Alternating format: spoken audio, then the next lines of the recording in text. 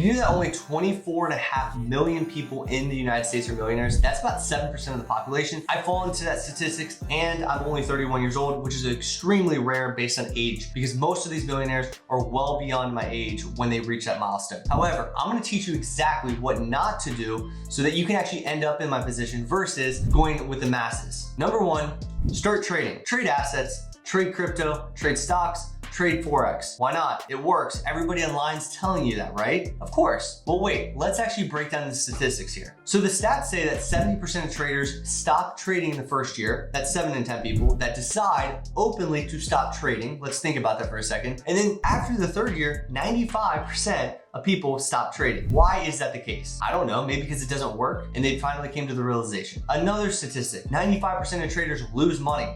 That means 95 out of 100 people lose money that decide to start. That means not only are you setting yourself back, but you're also giving yourself a way harder place to begin with, which makes things incredibly tough to build wealth. It's not a good strategy. 95% of people lose money, 4% pace the market, which means that you could just be an index and still beat those individuals that spend an exorbitant amount of time looking at charts. And then the 1% that win, they're not even people. They're algorithms that are billion-dollar algorithms on Wall Street. Get with it. Stop trading and invest your money. Number two, the people that say, I don't have the time. Well, when are you gonna have the time? I know that Elon Musk, I know that Jeff Bezos, I know that myself, I know that you, we all have the same 24 hours in a day. It's on us to figure out what our priorities are, what means most to us, and do we want to change our life for us as well as our family in the future. And that comes with setting up your finances right now, because time is money. And when you understand that concept and truly understand that concept, when you understand that starting now versus 3 years versus 5 years of how significant that difference is, we're talking 7-figure differences, you're gonna understand that the time is now. So continue to say, I don't have the time if you don't wanna be a millionaire. Number three, using life insurance to get rich. It doesn't work. Whole life insurance and any other permanent life policy is meant for the ultra wealthy. So unless you have net worths over $25 million as a family, it probably doesn't even make sense to even think about this. Now, if you're getting victimized by Northwestern Mutual or Primerica, just to name a few, you need to wake up and realize that life insurance is not gonna get you wealthy. And what is the purpose of life insurance? To protect in case somebody dies. Get a simple term life policy. I'll link the video in the top right-hand corner of what to consider for life insurance in particular, and go on your day. But stop using an insurance policy to try to get wealthy. It's only holding you back further. Number four is immaturity. Have you ever just talked to somebody and just knew they weren't gonna make it? This is what I deal with online every single day. Talking to the young bros that get amazed by Dan Bilzerian's lifestyle, the women, the cars, the clothes, the watches, the money, and I just know right away, they're just not gonna make it. Those are the types of people that I really feel bad for. And if you keep operating with an immature mindset such as that, and even if you do gain a lot, you're gonna lose it even a lot quicker. So be very, very careful thinking with that mindset, because it will lead you to disappointment. It's almost a guarantee. The fifth way to not become a millionaire is have a victim mindset. Saying that you came from a poor family, your teachers didn't teach you personal finance, your parents didn't teach you personal finance, or anything like that. Any excuse that you put into your situation to make a cop-out, to make yourself feel better, is just something in between you and your goals. That's the only reality. It makes you mentally feel better for a short amount of time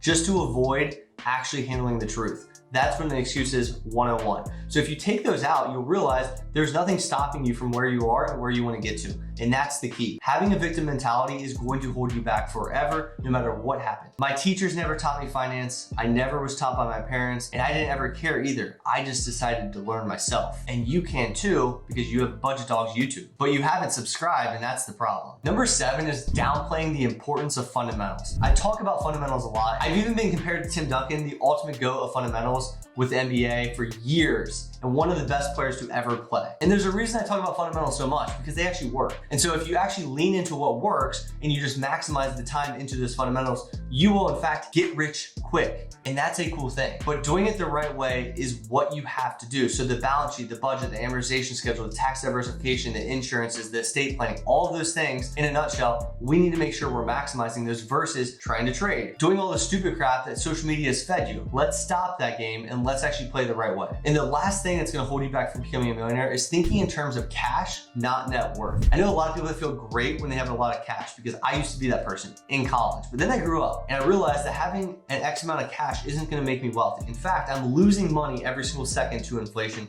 by keeping that money in cash. When I was in college, I had more cash in my bank account than I do now as a multi-millionaire. Think about that for a second, because I've changed the way I think about this. I used to hold more cash in college when I probably had maybe a negative net worth, all the way until today when I'm a multi-millionaire and I hold less cash, but I'm way wealthier. So if you want to prevent yourself from becoming a millionaire, please do all of the 8 things I listed out today and you'll be well on your way. I'll see you next Monday.